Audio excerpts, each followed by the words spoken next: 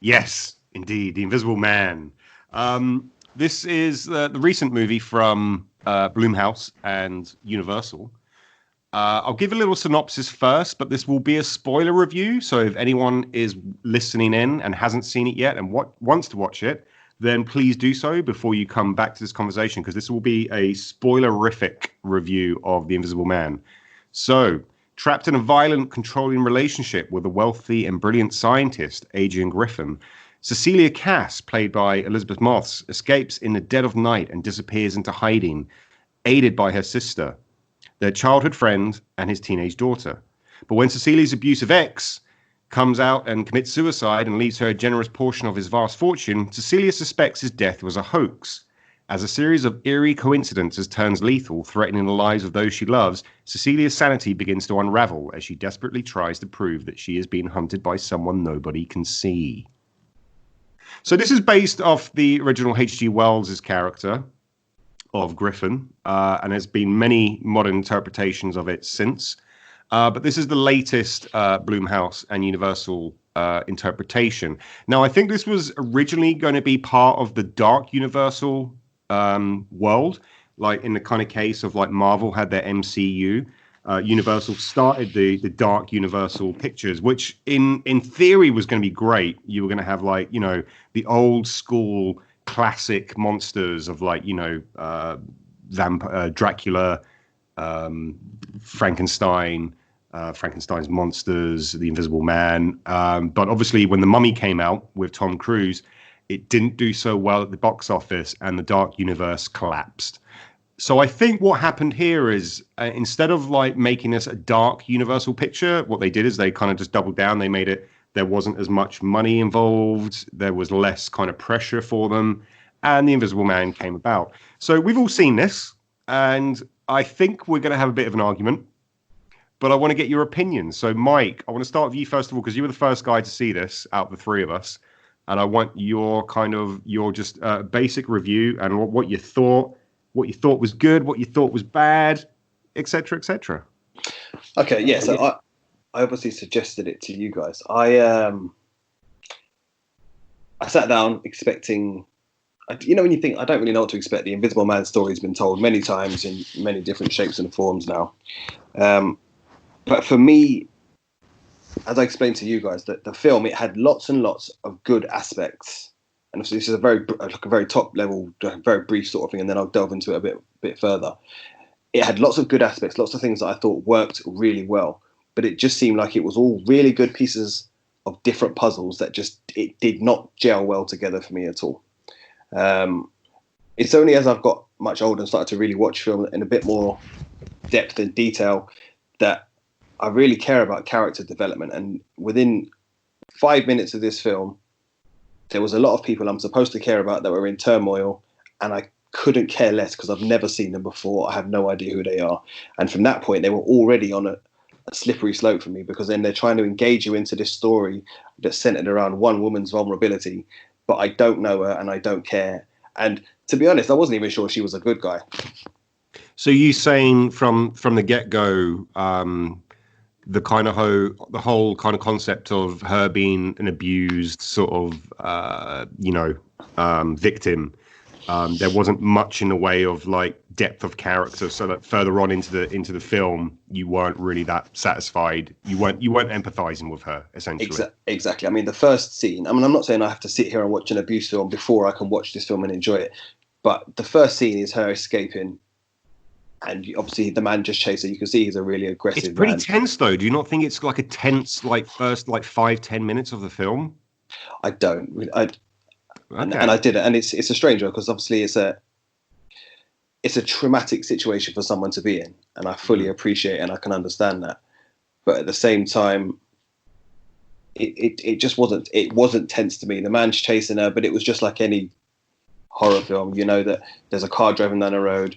It's either going to be him who's already gone and got the car, or he's going to come bounding through the woods after her. And it just seemed that the film was based on a lot of cliches that you kind of predicted 5 or 10 minutes before they happen. And then they happen and you go, oh, yeah, I said that to whoever you're watching it with. And you're like, yeah, you did. and the film felt like that a lot for me. But my biggest flaw, I know that everyone else will have their thoughts on it, is that film is based in modern time, and without going into scene by scene, lots of things happen. Lots of people get killed in strange ways with floating knives and all kinds of madness. There's not one piece of CCTV in this world that this film inhabits, and for me, that's just the biggest flaw of anything that there is in any film. There is a segment when she's escaping, I think when he attacks her after the attic scene, and she's running away when she gets finally caught by the police, and they're showing her CCTV outside of her. She's running down the road and it's just her running. But Brendan, I want to kind of get back onto the kind of just the first like 10 minutes. Like Brendan, what was your thoughts? Did you feel it was tense at all? What did you feel in the first opening shot? I'd kind of agree with Mike on that one. For the first 10 minutes, it was slightly tense, but I don't think it was. It wasn't. Yeah, it didn't kind of make me feel any more sympathetic towards the character. It was just a kind of tense beginning. I agree. It was also quite predictable, the beginning. But specifically the first 10 minutes, it was an okay beginning. It was slightly tense, but it didn't really have me nervous, or it didn't have kind of spark any great emotion from me as the viewer. No. Okay. Well, the one thing that I liked about the opening sort of scene as well is that they set this kind of precedent. The cinematography, by the way, in this film is great. Yes, I don't think we can argue the cinematography is absolutely amazing here. But there's a certain kind of shot that the director chose to do, which was they pan sometimes on a static camera, panning to a shot like down a hallway or down like a kind of landing when there's nothing there, and they kind of pan back to the character. Now it's a bit of foreshadowing to things that come later on, but I just love that kind of effect that it had. It kind of made you feel like you were being watched by someone who isn't actually there. In the kind of same sense. I appreciate. Yeah, I agree with you there. But did you not find? Because I did. I'm like intrigued that you said that, because that's something I would completely agree with. But do you not think they kind of overused that quite a bit in the film? I don't think so. The whole kind of just the camera staring into space for a few seconds for you to kind of be looking for that object to move, like almost like where is he? I thought became a little bit repetitive. I thought they used it a little bit too much. Well, this is so when Cecilia sort of escapes from her abusive boyfriend, or was it boyfriend? Are they married? They're married, aren't they? I think they're married. I don't think they are married. Okay. When she escapes anyway, and now this was something. All right, I'm not going to say this is a perfect film by any means. There's a few things that I wanted to talk to you guys about that I just wasn't sure about. One of them being, what was the relationship between her, the cop, and her sister? Was her sister going out with the cop? Were they a couple? No, I don't think that's the only thing that wasn't explained in the film, to be fair. But no, they don't explain that. Like, right. My major gripe with this film, if you want my major gripe, is the character. Like, if I'm honest, I'm not overly familiar with the kind of the novel, The Invisible Man. I've seen a few of the film versions over the years. Again, none of them really stuck to memory. It's more the concept I'm aware of, if I'm honest. So I don't know a great deal about the actual fiction behind it. So I didn't know, as an example, the character was known as Griffin. I don't think he was he ever referred to as Griffin, or why? Yeah, in the original H.G. Wells novel, he was just in the movie. Yeah. In the movie. In the movie, yeah, he's Adrian Griffin, yeah. He's Adrian. Okay, that explains it. Okay. But my major gripe is we have no idea why Adrian is the way he is. There's no backstory. Yeah. There's no kind of explanation as to why he's so over-possessive of who I'm not sure any of us know whether or not it's the wife. I presumed it wasn't. But that, again, there's another flaw there, that we're not even sure whether or not they were married. But there's no backstory as to why he is the kind of psychopath that he is. I think that kind of goes in with the whole boogeyman sort of characteristic. So, when you have someone like Jason Voorhees, or you have like Freddy Krueger, or you have like, the kind of 80s style monster movie type characters. And they all more have backstories, Tony. All those characters. Sure, no, he does a little bit, but I think it's more kind of why he doesn't have any backstory. Well, his backstory is that he's like this. He's an expert. He's a genius in the field of optics. And can I just sorry to interrupt you there? Yeah, that's such a throwaway line at the beginning of the film as well, just to cover their asses. It's like, oh, he's made all his money creating optics for the military, and it's like, all right, okay, I'm sure that'll come up later on. And then at the end, you find out, oh yeah, he's created something.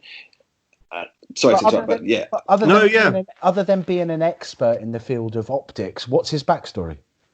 Well, I think it's more the kind of case that, like, his brother at some point when she's put into a mental asylum, and he's saying to her, you know, oh, he manipulates, like he's a manipulator, and the kind of crux of his persona is that he's so wealthy and he's had so many girlfriends in the past that they all want him for his wealth, and is being notorious for like being this guy that has this basically his mansion on the kind of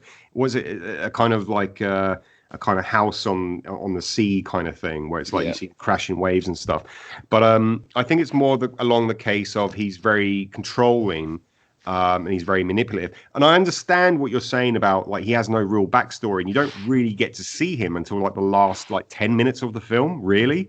But also I think that was a conscious decision made by the filmmakers to basically say you don't really want to know much about this character because he's such a threat. When he's invisible and he's just there, he's a threat because of the fact that you don't know anything about him. And that's what I was alluding to with the kind of whole, movie monster, like maybe Jason Voorhees or whatever. Like they're these indestructible type of characters that you don't really need to know their backstory to begin with. And I think that's what they were trying to go for, but I don't think it kind of worked. And I will concede that. Like, I wanted to know more about him as well, definitely. And where did he get all? Another flaw is kind of like you're kind of categorizing him in with the supernatural. You're like Jason Voorhees, Freddy. You're naming these characters who are kind of supernatural characters. Yeah. There's nothing supernatural about this character. He's also become kind of really powerful with this suit all of a sudden as well, which I found, he is almost. Well, he's a fit guy. I mean, he's a fit guy. Okay, I'll accept that, but there is almost an element of being like super strong with it. Lifting people by their chins is. That would be my major flaw. Is like there's no story as to why he is the way he. I mean, okay. The stuff you mentioned with the brother, it doesn't cut it for me, to be completely honest. But that was my major flaw. There was loads of minor flaws within it throughout, like really silly ones, like one which just didn't make sense to me, and it doesn't make.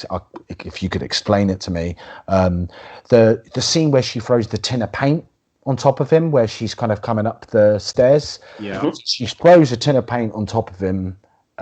And he's got paint. His suit's covered in paint. But all of a sudden, so she starts to follow the trail of paint through the house. I'm hoping you're going to say what I want you to say. And the trail of paint disappears.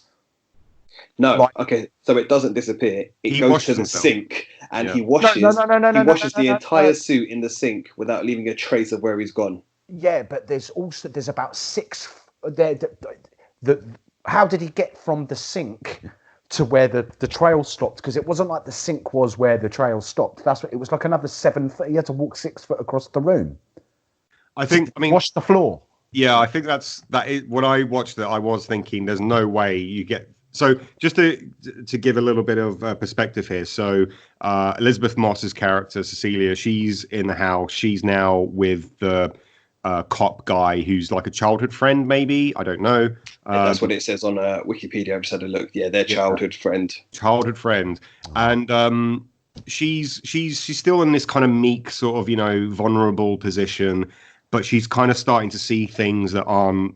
There's a point where she goes in the shower and she has like diazepam. She used diazepam to kind of in the first opening segment to drug him.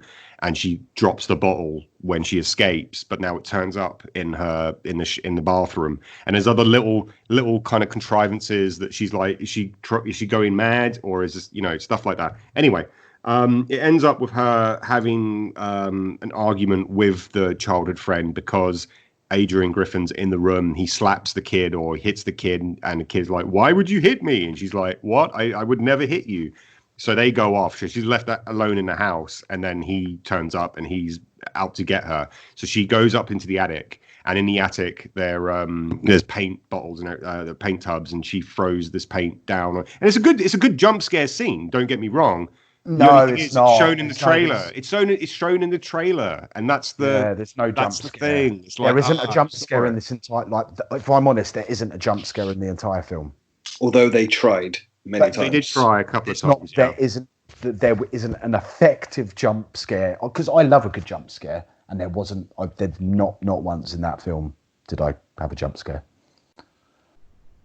I'm just trying to think now. Mike, do you think of any other jump scares in the film that? No.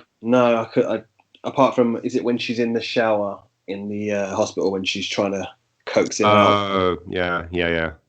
One thing I will say is I thought the actress who played Elizabeth Moss, who was in The Handmaid's Tale and Mad Men, is very good in it, but I think she's just if I'm honest, I've only ever seen her in The Handmaid's Tale, and she's playing a very kind of similar type of character, kind of, vulnerable, kind of, tormented character. I thought the young girl who played the daughter was really good as well. I don't know her name, but the young girl, the one who played the friend's daughter, was a really good actress. She's actually in another show called Euphoria. Yeah. With Zendaya, I can't think of the girl's name, from Spider-Man, and that's really, really good. She's quite important in that at times as well. She's a really good young actress. She is. Yeah, I thought she was really good. I did want my favourite scene. I don't know, Mike, you kind of mentioned this slightly, but my favourite scene in it was, and I don't know, the reason I brought up Mike, you saying it, was because I wasn't sure whether or not you liked it or not, but I really liked the scene in the restaurant where the sister gets her throat slit. I didn't see that coming, so that was for me, that was the best moment of the whole film, because I didn't see that coming. I thought that was really well done. It really came out of nowhere. And it was a what the fuck moment. It really was. It was a holy shit. Wow, that's pretty cool. Like, I thought that was my favourite moment of the film. That really stood out for me. That I thought that was really well done.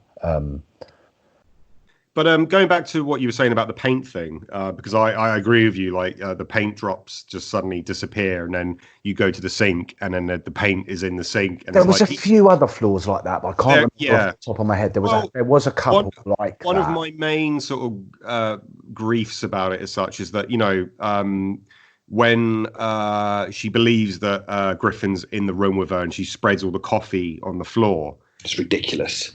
I don't think it's ridiculous. Oh, yes, it is. That one little bag of coffee had enough granules in it to cover the entire floor. Yeah. And this optical genius is going to think, I know, I'm going to tread in the coffee. I'm just going to jump on this and jump on, and she didn't even sit in a corner. She didn't even sit in a corner or anything like that. Logically, she kind of plonked herself next to a door, so you could just come through the door. Yeah. But there's a kind of point where she phones is it his phone or whatever, and she hears it ringing from upstairs in the attic, and that's what initially makes her go to the attic.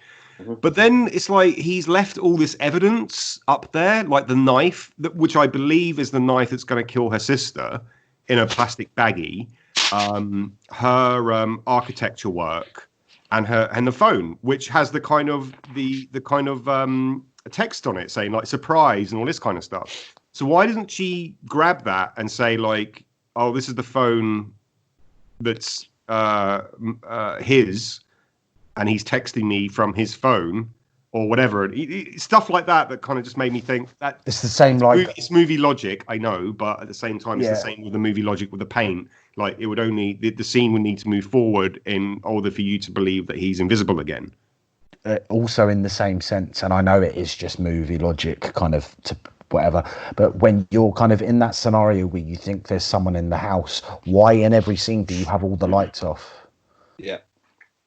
There was one moment in it where I think it's a really minor scene where she picks up her laptop just to like search something, like, and I can't even remember what it was, but she didn't switch on the light, and I was kind of like, if you're really that scared of man in the house who's invisible, you would have the lights on at least. Like, yeah. Movie logic, but fair enough. So, in essence, as well, you guys must have heard the quote of "Go woke, go broke." Mm-hmm.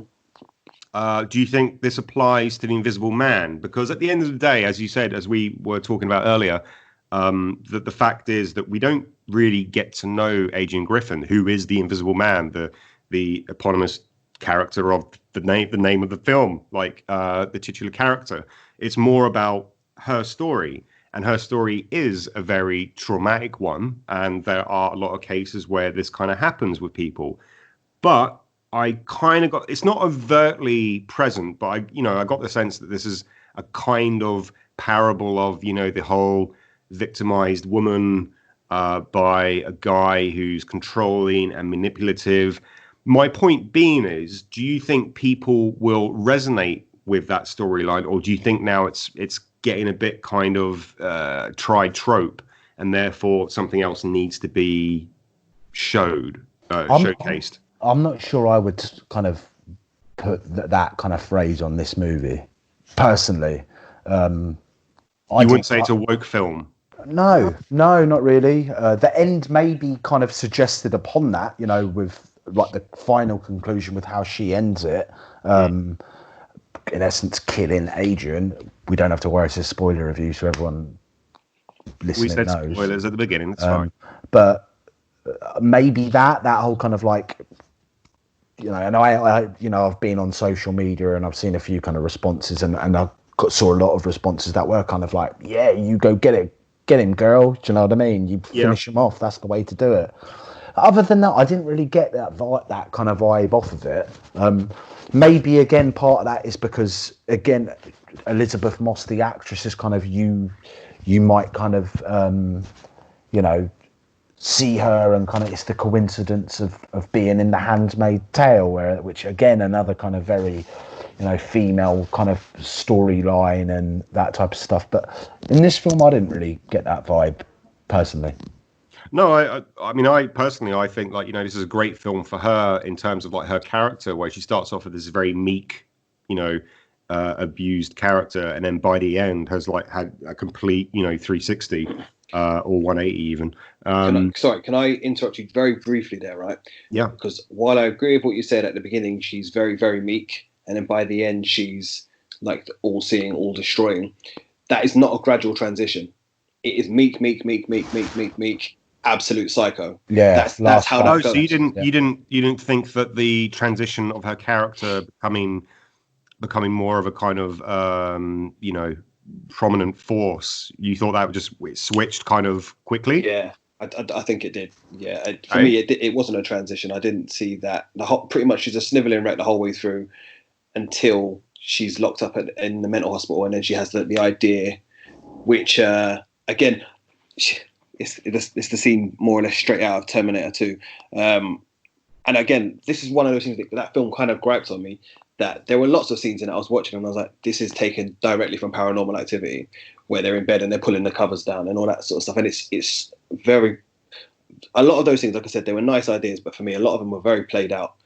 And you could probably name 2 or 3 films that you've seen that exact scene in. Yeah, you make a good point, actually. Like, a lot of the scenes were kind of basically stolen from other films. And that's exactly it. And this was, as I said to you guys when I first said I'd watched it, for me, even though it's probably pushing 15, 16, 17 years, Hollow Man was always going to be my reference point. And for what, if you went back to watch it now, it probably doesn't hold up very well, but at least it gave me a story. So I would sit there and watch that. And Kevin Bacon is a good guy at the beginning. Do you know what? I really want to watch Hollow Man again now. I suggest you do. He's a good guy at the beginning. But the longer he goes invisible, the more he realizes he can do, and the more to the dark side that he kind of ventures. And it's like we said at the beginning, this guy, there's nothing to suggest this is the reason why he is. It's just he's a psycho. You just have to accept that, and that's it. For me, the two best ways would have been for this film would have either been to have the proper backstory and understand why he's like it, or for them to have not really had him in it at all. And it could have just been, is she crazy? Yeah. Or is this man here? But they gave you too much straight away. It was like if you have a horror movie and you show the bad guy or you show the monster after 5 minutes. That's how I felt with this film. Yeah, I guess like in any kind of like those type of films where, like, especially with Invisible Man, you know, in the lore, if you will, it's always been the kind of case of like it's a chemical, like the original H.G. Wells novella, I think it was. Essentially, Griffin was a scientist who ingested chemicals, and then through that you can sort of take away that the chemicals started to kind of break down the man's sanity. So much in the same way as you said, like with Hollow Man with Kevin Bacon's character, he starts off as a good sort of character, and then through taking whatever chemicals or whatever it's an injection, isn't it, sort of thing, he injects himself with these, I can't remember what it is now. Is it like sort of like a weird injection of, it's like a serum? Yeah, and that kind of sort of, you can kind of take out that that's driving him crazy. Same thing with like Jekyll and Hyde and stuff like that. You know, it's the kind of parable of like taking drugs is bad, kids. Drugs is bad. But in this one, it's more the kind of case of, yeah, as you said, like Adrian Griffin is already like from the get-go, like Jack Nicholson in The Shining. When you see the first shot of Jack Nicholson as he's driving with his family to the Overlook Hotel, you can already tell the guy's fucking crazy, man. No, you cannot compare. Come on. You cannot compare the gradual. Okay, yes, he is crazy, but he's crazy as in he's just not right in the head. But he's not a serial killer murderer. That's what you see in the film. That's what the entire film. But I don't know, man. Like you see that shot where they're in the car and they're coming up. The entire film, The Shining, is about his gradual build to the very end of the film where he completely loses it and tries to kill his family. In this, from 3 minutes into the film, it's just he's bad. We're not going to tell you why. He's just bad. That's it. You cannot compare those two. I can and I will. I'm only saying it in the kind of respect that Jack Nicholson looks crazy anyway. Like he looks like he's about to kill you. And in that first scene where he's like, "Oh, you see, he saw it on the TV," and you're like, "Wow, he looks like he just wants to throttle that kid, like Danny. He wants to kill Danny right there and then." So it's not much of a build towards his loss of insanity. Sanity. Totally, it's only about 2 hours worth of movie. The actual build to the insanity. But with The Invisible Man, for example, yes, I agree with you. Like it's too, like the character of Griffin in this one, he's already a bad guy. He's already been painted as a bad guy, and therefore, like, where's his redemptive arc? You'd like to think, and the last 10 minutes doesn't really. I don't think it. So I've got a good question here. So here's the question I have, was he the Invisible Man then, Adrian? Oh, because his brother as well. Yeah, so we have to talk about this slightly. Twist at the end. Little plot twist. Everyone who's watched it knows the twist. So I just ask you: was Adrian the behind it all? Yes. Oh yeah, completely. Okay. So why did his brother get involved? So you could argue. You're about to make up a story now, yeah? I'm not about to make up a story. There is a scene. Pardon me. There's a scene where I think Cecilia comes in, and the brother, is his name Tom? I believe it's Tom. They sort of say like, "Oh yeah, he manipulated me from an early age," and all this kind of stuff. And you think at the very start, like, you know, he's on her side, but now it turns out he's not. Yeah. I think that's. It's left in between the panels for the audience to kind of think, okay, he's obviously been manipulating his brother from such an early age that now he will do his bidding because he's such a master manipulator. That's what I got from it. Did you get the same take, Mike? Not at all. I just thought they just threw that in there to try and be edgy, and it didn't land. Mm. It becomes for me like a thriller style. I see kind of. I can see like where you're coming from, Tony. That's when you're trying to almost justify the twist where it makes sense. You're trying to clutching at straws. I think it's the same as Mike. I think they just threw that in there with some kind of weird twist, and they thought they were being smart. But it again, because they've given no backstory to anything, it can't work. It kind of ruin their twist to be smart backfires completely.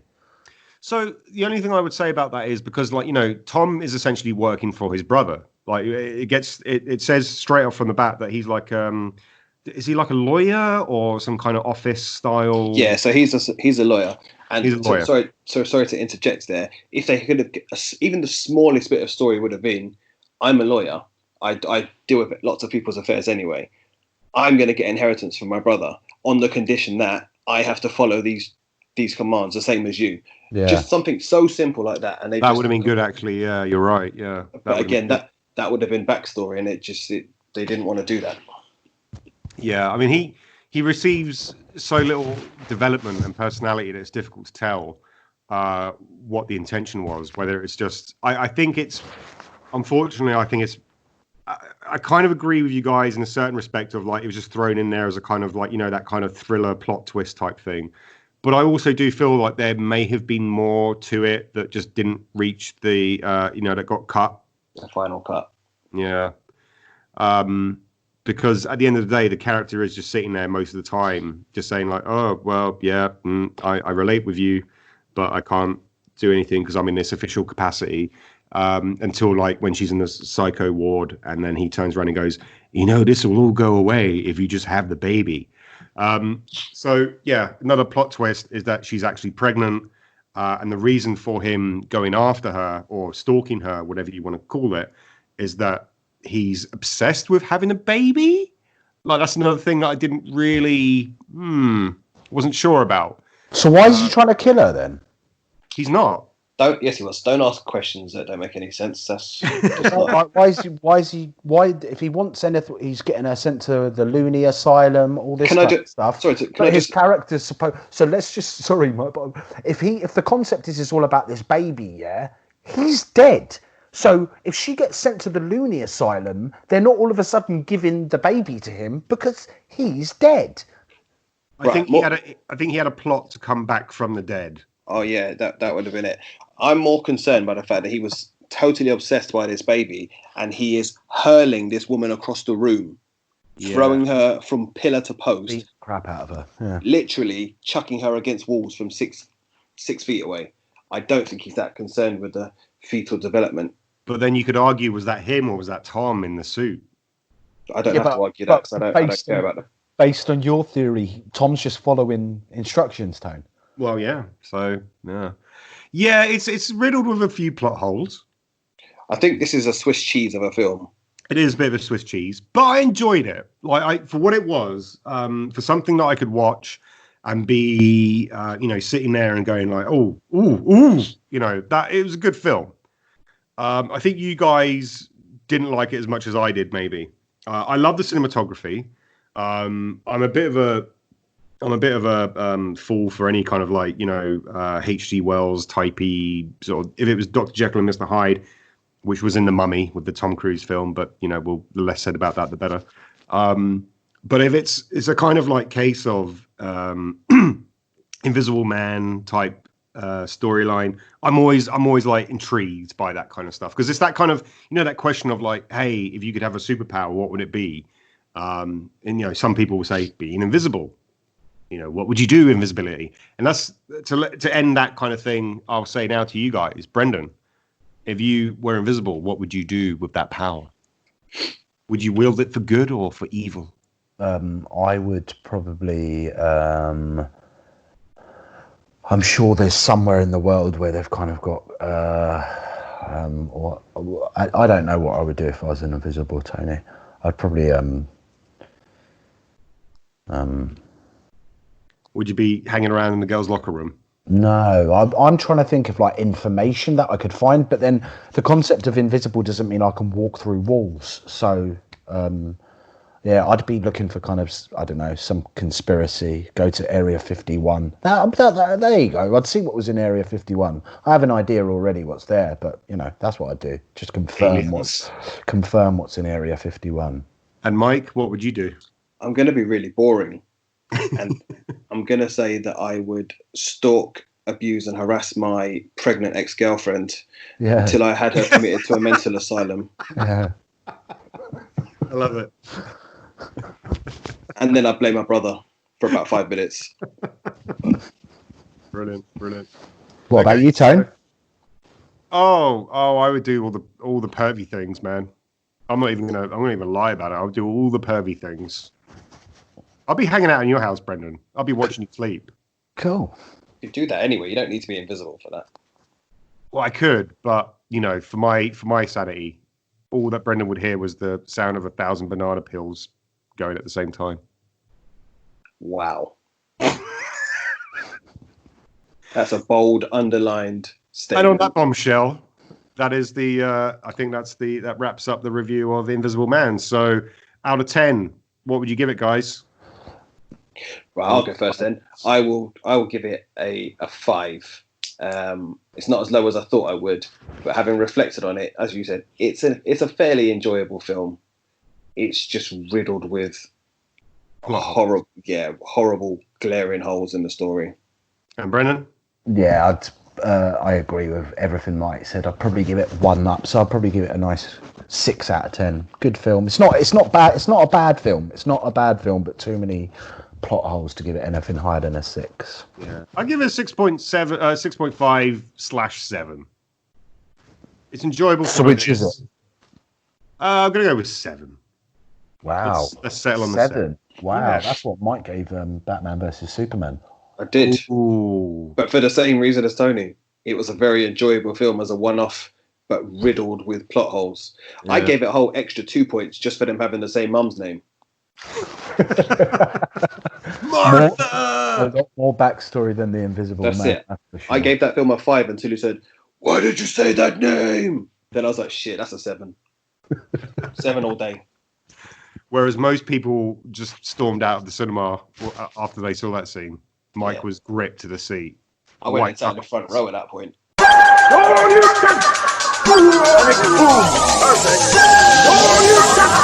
Inside your